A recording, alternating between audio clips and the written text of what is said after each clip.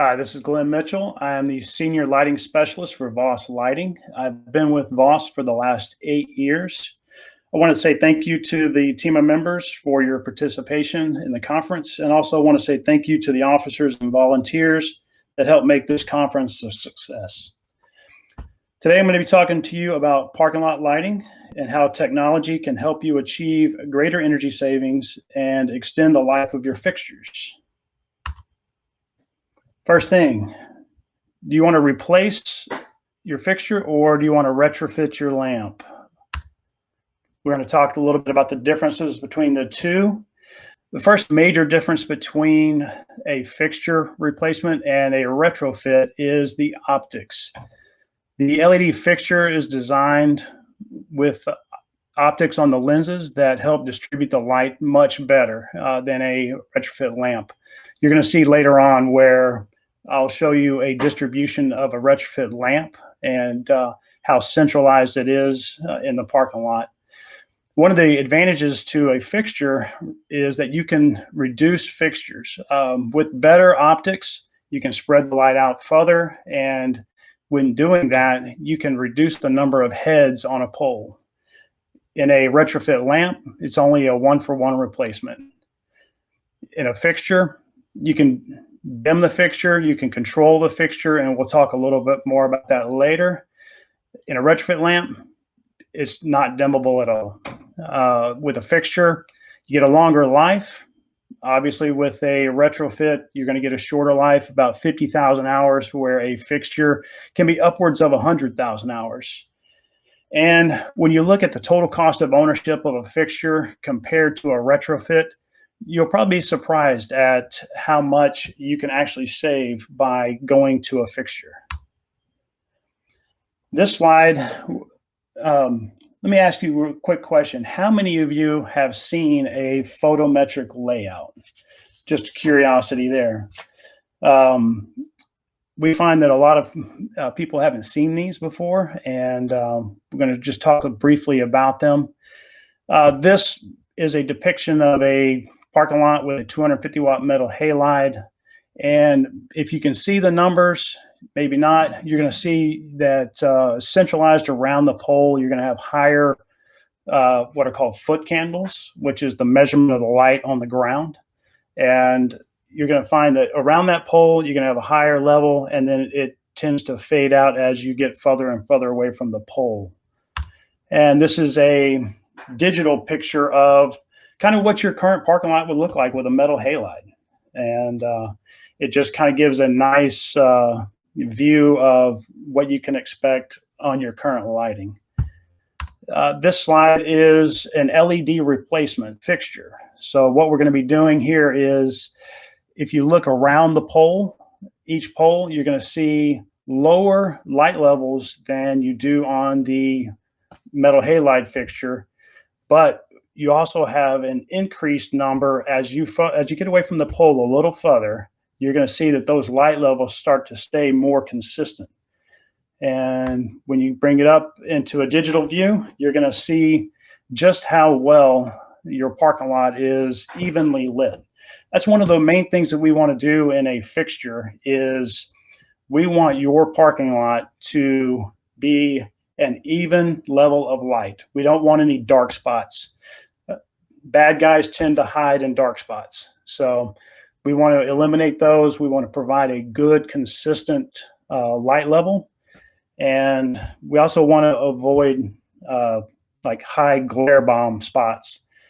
Now we're going to move on to, this is a photometric layout of the retrofit lamp.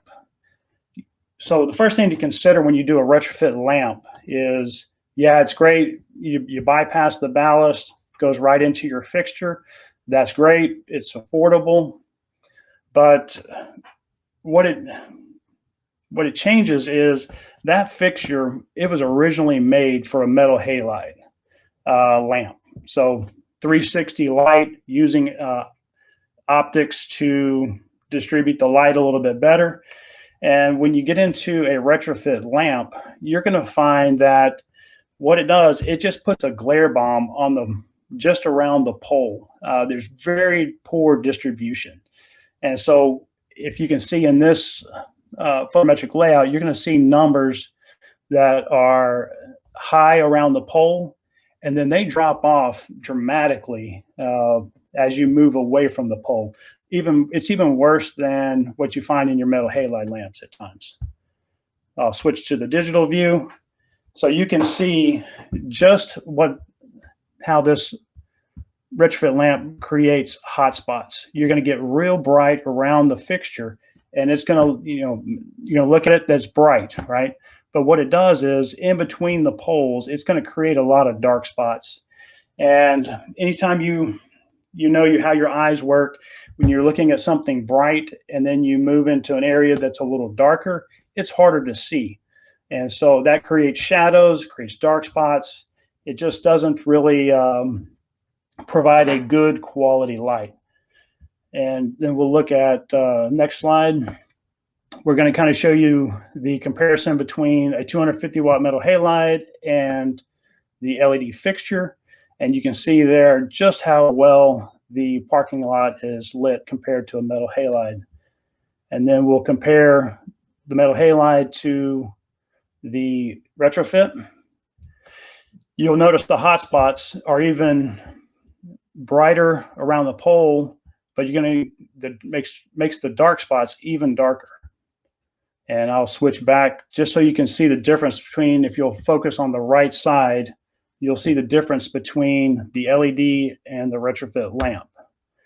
So there's the LED on the right side. Switch over to the retrofit, and you'll notice quite a bit of shadowing.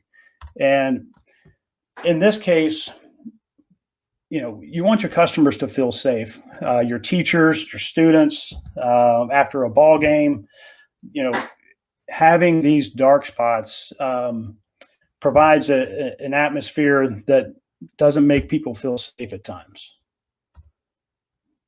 And this is a kind of a 3D rendering of on the left is the retrofit lamp. On the right is going to be the LED fixture. And if you'll notice the increased distribution of the light, and this is how we can reduce the number of heads per pole. Say you have a pole in the middle of your parking lot and you've got 4 heads on that pole. With an LED retrofit, you're going to put in 4 lamps. But with an LED fixture, you can go with 2 fixtures and get better lighting and cut the number of heads in half. So I thought you might want to see that, kind of a nice little illustration of just how well a LED fixture is compared to the retrofit lamp. Now, guaranteed, not all LEDs are equal. Even in the fixture world, there are different levels of fixtures. You have fixtures who use optics tremendously and do a great job at distributing light. Then you have other fixtures who may use poor quality materials, not use optics. And so you'll want to, as you're investigating parking lot lighting, you'll want to look into the quality of the optics, quality of materials, so that you make sure you pick the right fixture for yourself. So we talked about retrofits and replacement fixtures. The main reason for not going with a retrofit lamp is the fact that you can't control it. So what do we mean by controls? We want to be able to dim it down. We want to be able to turn it on and off. We want to be able to use motion sensing maybe. We want to dim it down part of the evening, excuse me.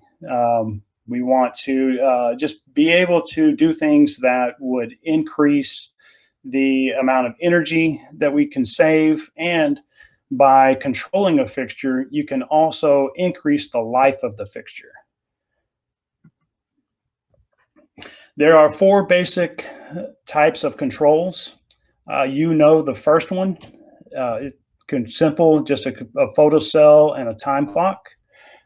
These are common in every school, just about, and so not a whole lot to talk about there. Automatic profile dimming.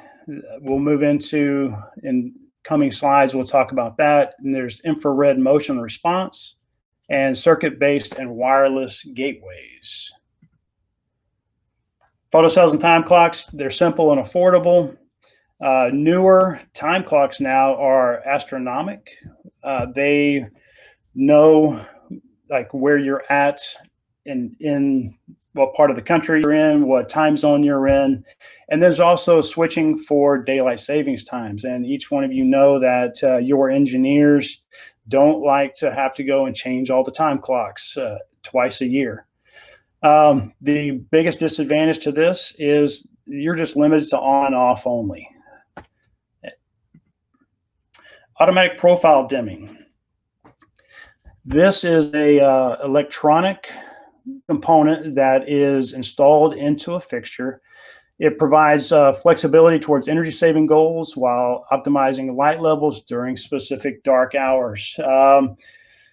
When it dims down, the standard setting is 50%. And in the chart on the left, you can kind of see the duration of dimming that you can start it. The fixture, when it comes on, it will run until 9 p.m. and then it'll start dimming itself down. And then at 6 a.m., it'll run itself back up to 100% and until the fixture turns off. And there's different settings. So the number of hours that you want to dim, let's say, you want to turn it off at 11 or dim it down at 11, you can do that. It maximizes energy savings. It's standalone. There's no commissioning to go into it. It's already in the fixture. You can order it from the manufacturer. No operational costs. There's nothing for you to do. And when you pair it with a passive infrared sensor, it's added security. Let's say your police or security are driving close to the campus, and at 2 a.m. he's expecting those fixtures to be dimmed down to 50%, but he sees that they're on at 100%. Well, because of that infrared sensor, it turns the fixture on to 100%. Now he knows that something has changed. He can drive into the facility, take a closer look, and investigate a little bit. Kind of an added security measure. Infrared motion response. Generally, the light levels are set at 50% until the space is occupied. Provides energy savings. We talked about the automatic profile dimmer and the safety. There are two different types of sensors. One is mounted into the fixture, and the outboard is mounted to the pole. You can get it installed by the manufacturer. That's the typical way to do it. The one with the pole is typically done aftermarket. You would need to do that yourself. The one that's mounted to the pole generally would control every single fixture on the pole, where the sensor on the fixture would control only that fixture.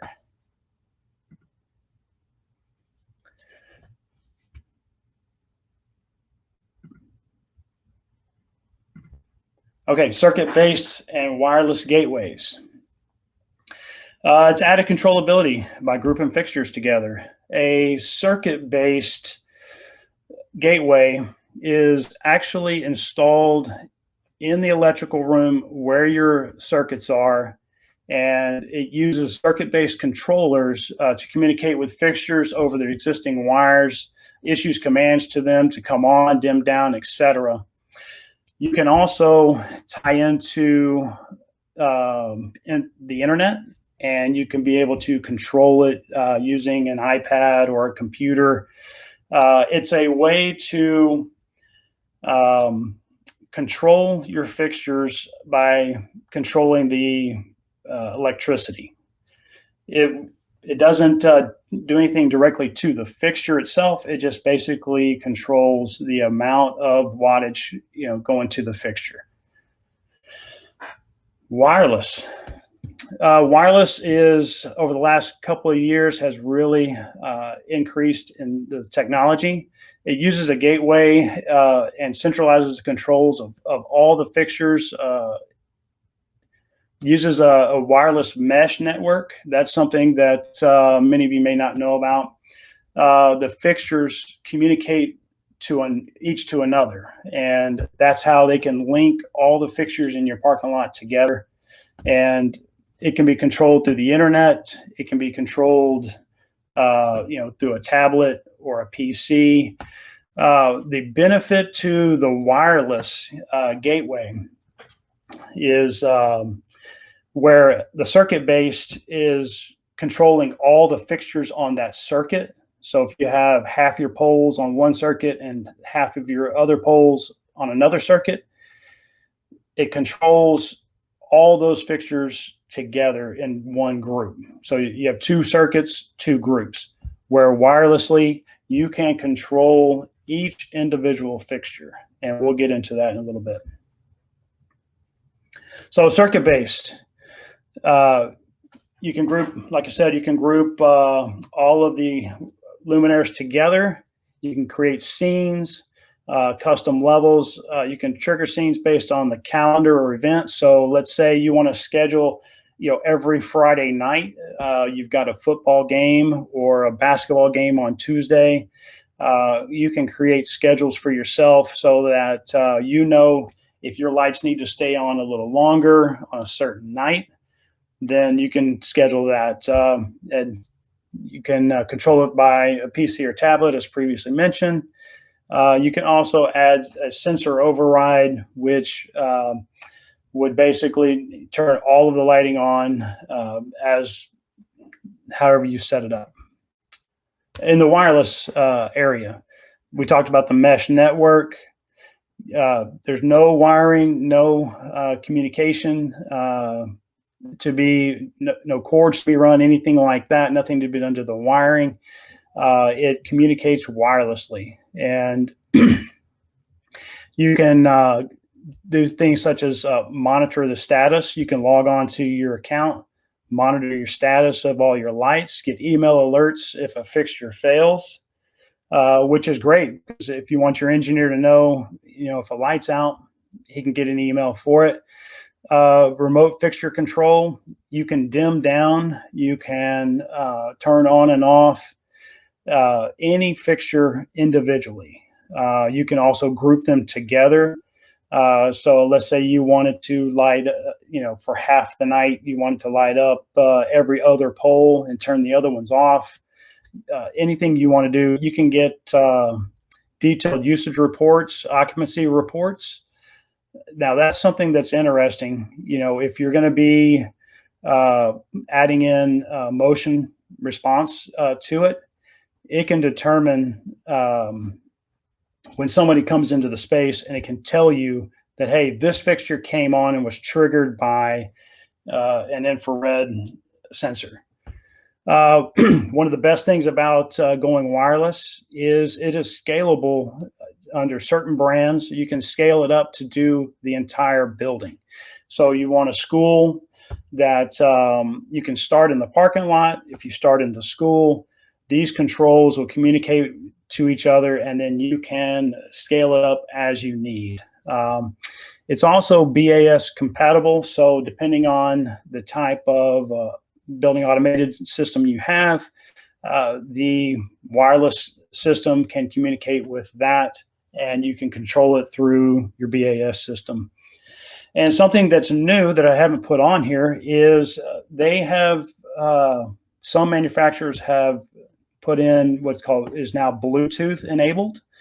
So instead of having this gateway, which is this white box over to the right, you can have the communication built into the fixture, and it's Bluetooth enabled. So you eliminate the need for the gateway, and you can, through Bluetooth, communicate to a fixture and change settings, do whatever you want to do. And it is still a wireless mesh. Kind of an interesting new technology that's out there right now. Kind of eliminates some of the hardware that you would need. Kind kind of a cost savings system there. Just a couple of little things just for fun, kind of things that, try to avoid if you can. Putting multiple fixtures on a pole can be hazardous. EPA ratings on a pole are set limits, and you start adding wind sails up there, you may have a pole fall over. Definitely don't use a 2x4 to secure a pole. And in that third picture on the right, that is wall packs. Somebody has mounted 4 wall packs on a pole. We found that to be quite interesting. It doesn't really do well on distribution. Yeah, I would not put a light fixture on a fence and a security camera. Maybe a little lightning rod there. That middle picture, you see that pole standing or is leaning a little bit, and you see the fixture over to the left of the pole.